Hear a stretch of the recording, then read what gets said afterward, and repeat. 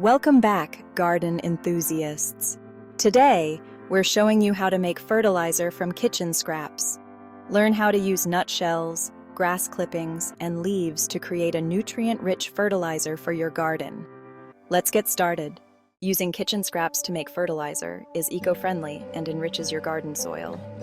It's a simple and cost-effective way to provide essential nutrients to your plants. Here's what you'll need. First, save the shells from nuts like almonds, walnuts, and pecans. Next, collect fresh grass clippings from your lawn. And finally, gather fallen leaves. Follow these steps. First, crush the nutshells into smaller pieces. Next, in a compost bin, start with a layer of leaves, then add grass clippings, and top with crushed nutshells. Repeat the layers. Then, mix regularly and keep it moist, but not waterlogged. Turn the pile every few weeks. Finally, composting takes a few months. It's ready when it's dark, crumbly, and has an earthy smell. Apply your compost.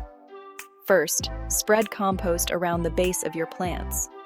Next, mix compost into the soil before planting.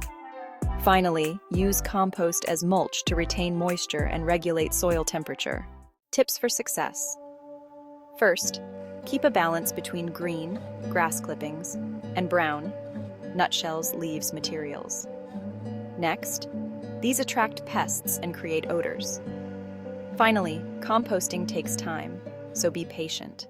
Using kitchen scraps like nutshells, grass clippings, and leaves to make fertilizer is a great way to recycle waste and boost your garden's health. Thanks for watching. Don't forget to like, comment, and subscribe for more gardening tips. Happy gardening!